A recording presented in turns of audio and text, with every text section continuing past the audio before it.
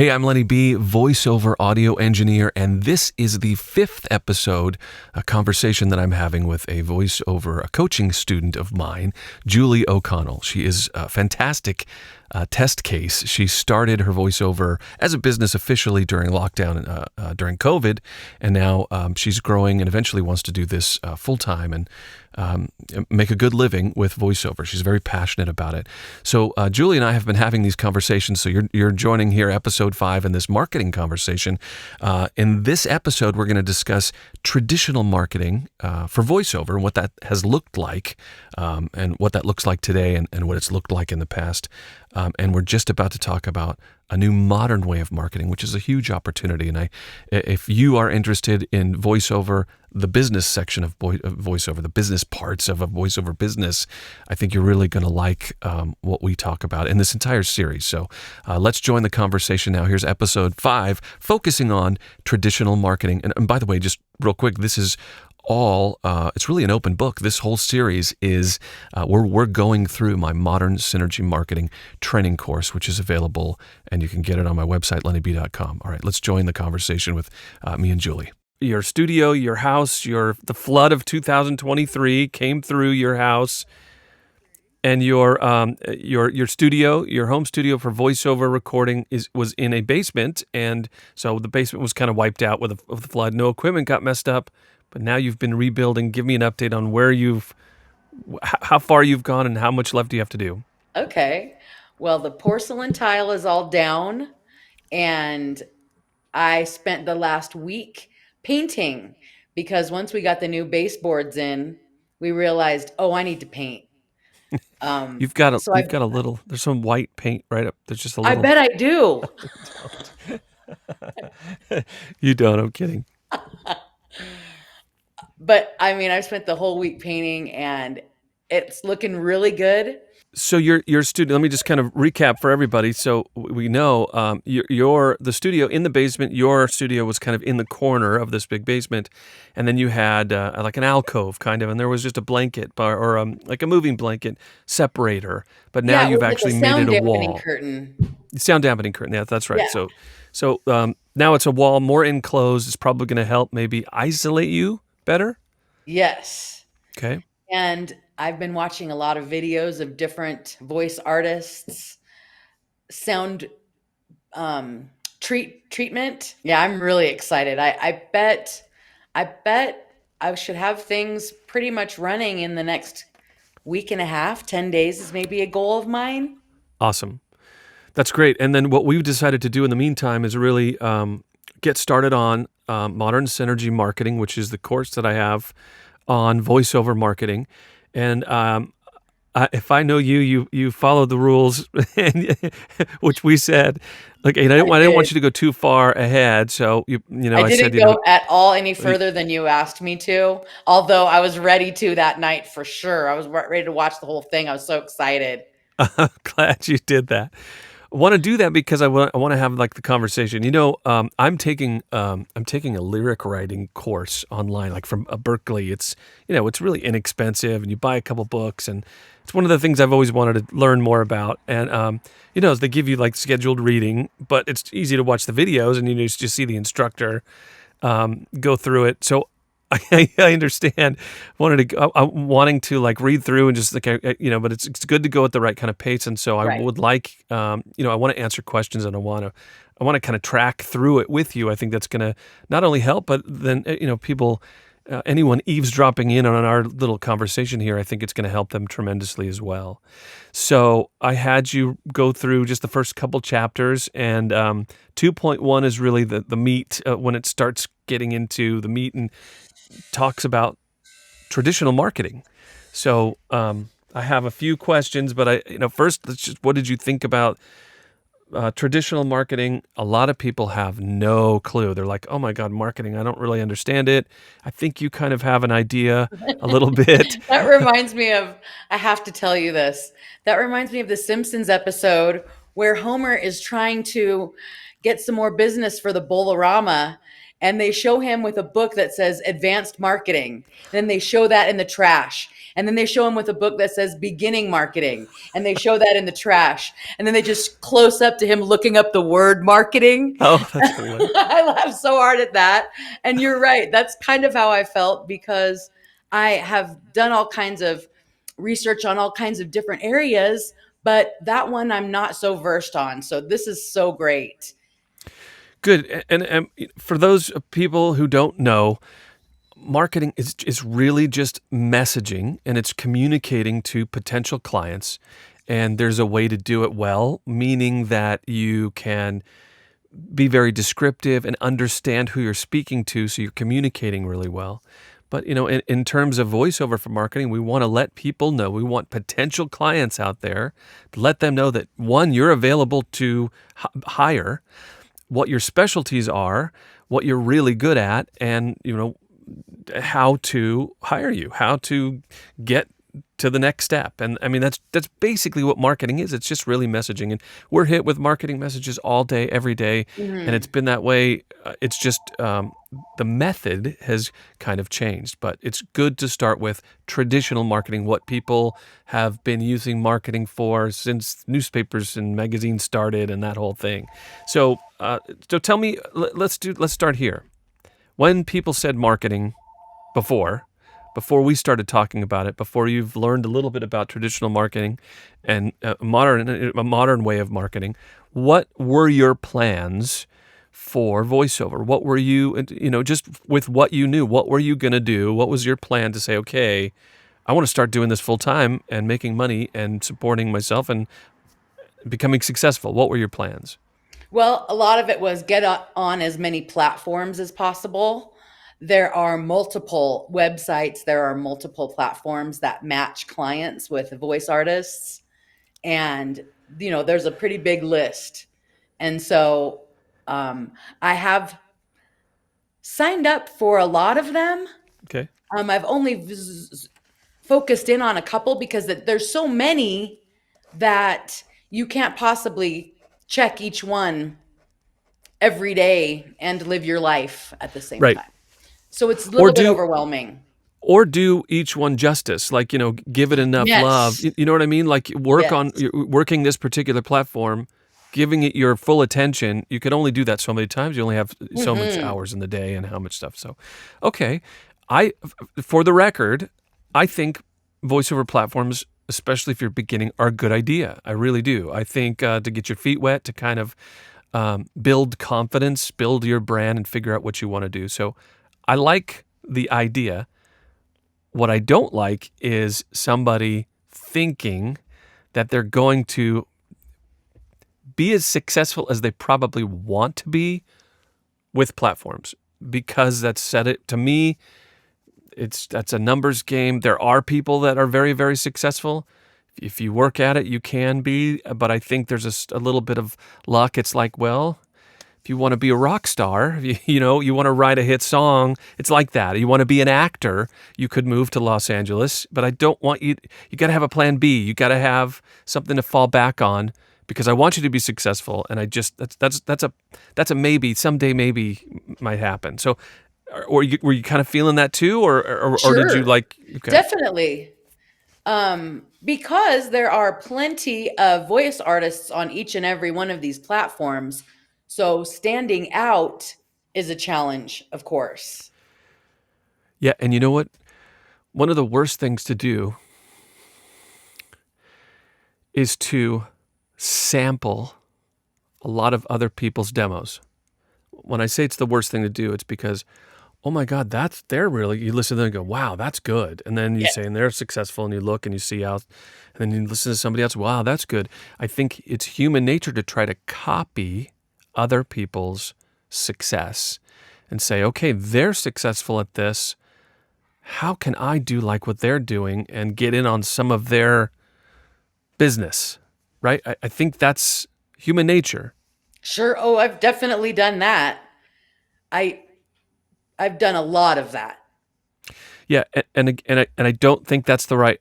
I think that's going to lead you down a path of disappointment. Doesn't make me feel good if that's what you're Yeah. You're comparing yourself. It's like it's like putting on an outfit and having a fashion magazine with, tall, skinny people, right? I know what that's like, right? And then I turn to the side and go, "Oh my Oops. Lord, that's not. How come I don't look? I have the same shirt. I don't look like this guy, right? Get you. Right. So, okay, that's really good. So you know that like I believe, and I think that's what this course is really setting you up for is no one can stop you if you do marketing on your own off of the platform. You can do the platforms as well. I think it's a good idea to do the platforms, but have a plan B that's always running in the background that is going to, no matter what, it is going to get you business. No one can stop you. You're not competing with anybody else. And you are, you're building your own independent brand business and marketing a whole separate Love thing. that. Yeah. So that's what this marketing course is about. It's about building your own business, really. Okay, so what about so just getting on the platforms? So when you read or watched the video, the 2.1, which is, hey, this is traditional marketing. This is actually I want to go through and talk about a few of the things real quick All right. and be specific. You don't have to look at it. I'm gonna I have it just right kind of here just in yeah, case. okay. First you got to think about the customers. Who are your customers, and how do you get to them? And then you got to talk about messaging. How do you share your story? And then you think about what products you have to deliver, and then you have to put this whole story together. How did you feel about the idea of doing those things without the course? Because the first thing talks about traditional marketing and how it works. What was your feeling towards just kind of, okay, I see I got to do some of this messaging off of the platforms to build my own business, but it's scary for some people. How did you feel about that? I didn't find it as scary as I did maybe overwhelming. Mm, How do you find this tiny amount of people when where should I reach out is what I'm right. getting at. Where should I be I get it. No, that's exactly right. where should I be hollering my name at? But right. Where? Where do I mean, I I, tried Yelp for Business. yeah, yeah, I've tried a few different paid places. Um, I didn't try them for very long, but it's interesting I needed to know, I wanted to know more about where I should be reaching out to find the people that are looking for voice artists.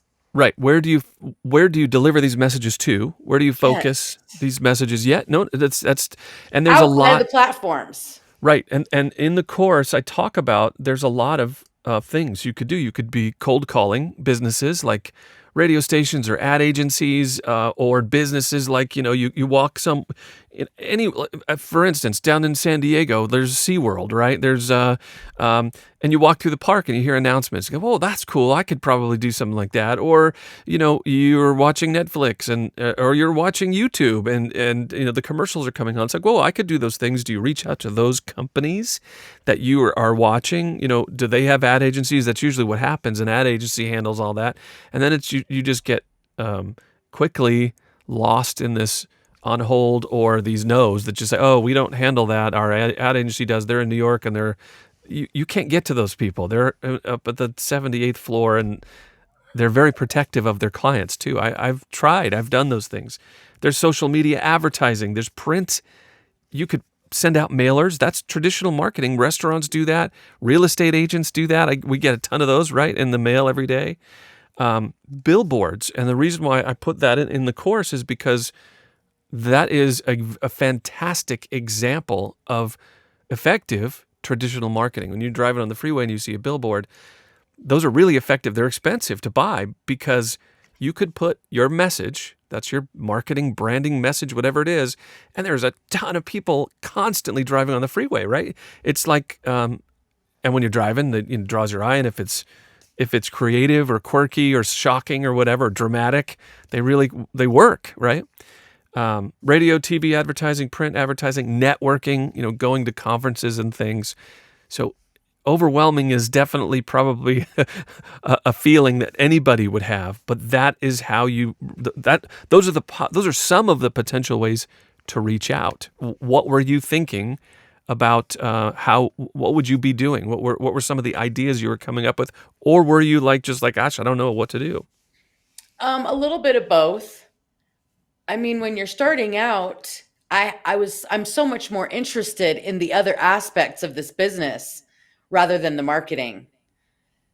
So I didn't put too much thought in there, especially because I did get some hits on some of the platforms, and the more attention I paid to specific ones, the more I would get some back and forth from them. Right. But um, I've done some cold call emails, Mm-hmm. and I was considering putting together a nice letter for some video production houses, Smart. or a little video introduction, things like that. Were in Brilliant. my future for sure, or Those are are not. still. Those wouldn't be wrong. Actually, those would be. I mean, those could work, and it definitely could add to whatever you're doing. Those are good ideas. Um, um, I want to just say something about the platforms. They are platforms are their priority. I don't know if I told you this before. Forgive me if I've said this Okay. phrase before to you. Their Okay. priority is to make money for the platform. So they're never going to market you as well as they market for themselves, right? Right. So they want people to come to their platform and find somebody and make a purchase. And they get a percentage of that whatever purchase if that's the way it works. If that's Yes.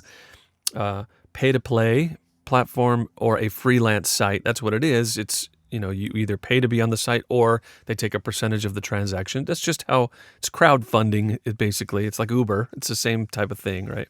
And it's brilliant because you have access to this pool of people that are looking for a skill. Right. So it's great, but you're not the priority. That's correct. And you're And I competing. So definitely feel that. yeah, but again, it still could work. You could still get your feet wet. You could still make money, and it's Yes, still. that's I what's think been it's still a happening great so thing. far. Yes. You've done pretty good, right, so far? Okay, all right. Which I think is great because it gives you confidence to say, okay, this can be done. There There are are people people out that there. need my service that will pick me. Yes. Yes, right. You can be picked. People see value to what I'm doing, and they're willing to pay for it. Yeah. So that Once was a once good you lesson from that. Yeah, once you turn that wheel once, it's like, okay, how do we multiply this now? That's great. It really does give you confidence getting the first couple clients and stuff, and taking it to completion, and maybe even having them come back and say, hey, you did this a couple months ago. I want another one, Mhm. and that's just wonderful. It's like, wow, I got a client. It's cool.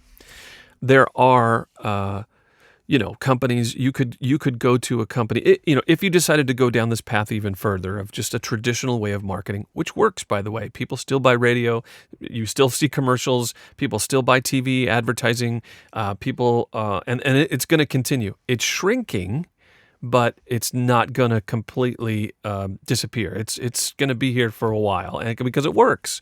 Um, there are companies that will help you put together an email campaign. There's software that can help you put together an email campaign to build a database, right? But I think it could get expensive. I mean, there's a cost if you hire a company to help you do this type of thing. There is, I know that there are voiceover companies or companies that specify or specifically help voiceover artists with lists and say, hey, this is a list of all the people, and you can get on this list. You could buy this list, and you can send out your examples to these people. I know that I've seen a couple of those in different ways to market that way. Oh, Again, okay. it could be expensive, but I think the biggest thing that I heard you say was, you don't want to market. I want a voiceover. I want to record my voice. I want to perform. I want to do my thing. I don't want to be I don't want to split my job into now it's marketing and voiceover. Did I hear that correctly? Yes, I'm interested in marketing, and I'm interested in doing what I need to do to market myself, but I'm obviously more interested in creating my voice, or the product, the projects. Yeah, that makes sense. That's what gives you the excitement. That's where the passion is and stuff too. Now, I will say, that, once you do some marketing and it works and you get into like a routine and you're like, okay, every time I seem to do this, I get this business and it's elevating my business. That's exciting too for any business to do. So there are parts, but it's like, okay, I think a lot of times, you spend energy and you do this type of marketing and you see what happens. Some work, some doesn't. And then you say, okay, let me tweak it a little bit and see if this works better. Or you, some worked and some didn't, or nothing at all. So you're like, okay, let me restructure this. What is wrong? You try to fix the problem and then do it again. So there could be a lot of that, which is discouraging. That could be kind of discouraging. The biggest thing, though, some people just don't have that skill set. So it could either be expensive if you buy someone or buy a service that can do it for you. It's not really what you want to do. It could be time consuming. And when you want to focus, a lot of times a voiceover thing is like a little side project to start with, right? It's like, I barely have enough time to just do, just to get started.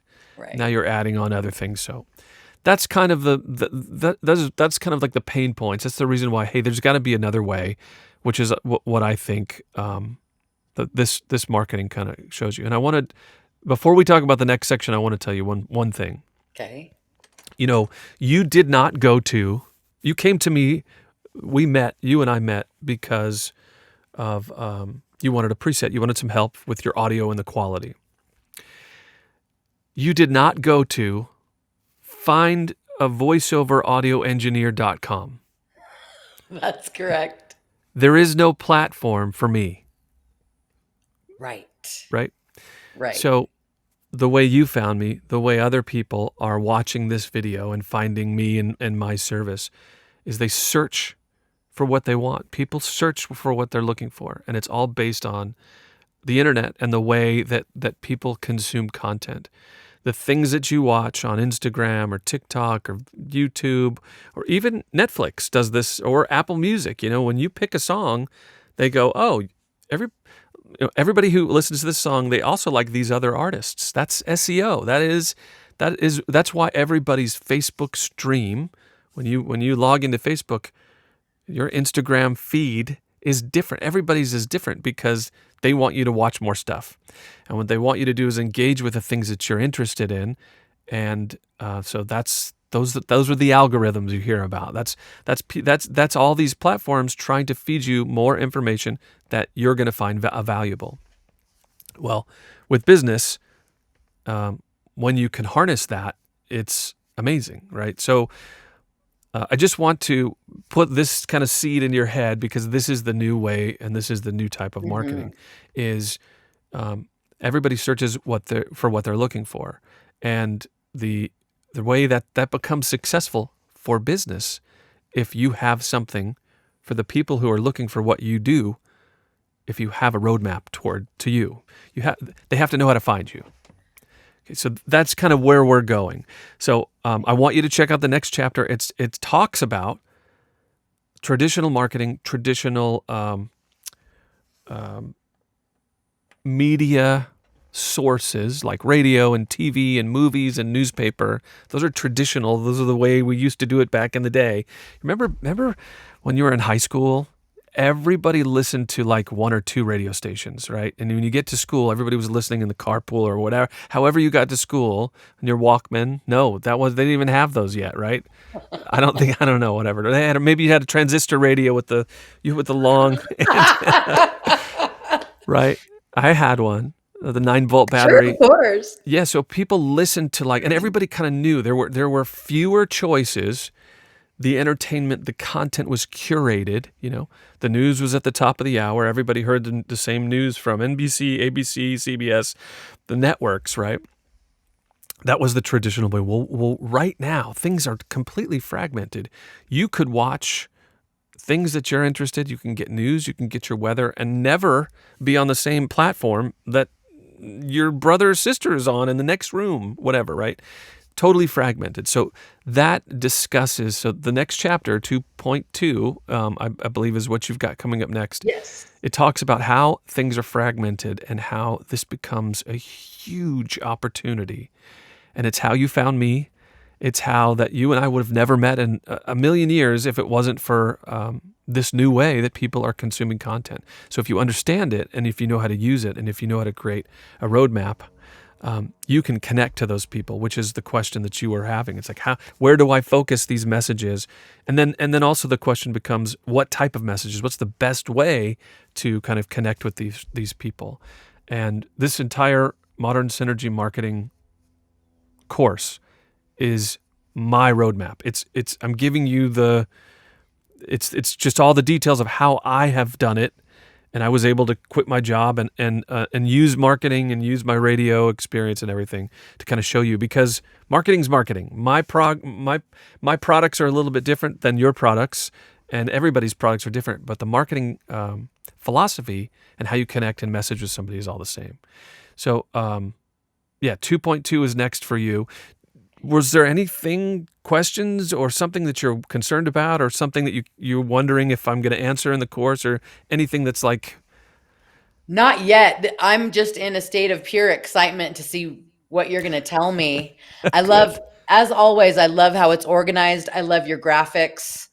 You're just so concise, and I don't know, you're really good at this. So Thank I you. just am excited to see what's next. I'm sure I'll have questions in the future, but right now I'm just eager. I want you to do 2.2, which is, and 2.3. So it's the change in content consumption, and then 2.3 is modern synergy marketing and how it's different. It really compares traditional and the new way to market. And then after, and we'll run through the same type of thing. I want to talk about the differences and answer some questions. We'll do that in the next section. And then we start building your messaging. We start building your roadmap, and we start building the details.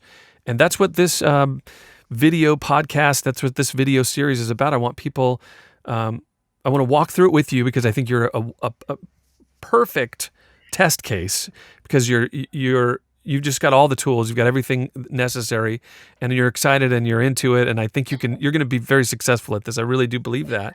And then it's an opportunity for other people to kind of listen in on this marketing, because I need to get the message out there. I need to market my marketing course. I want people to see how cool it is. And so we're really kind of just walking through the whole course.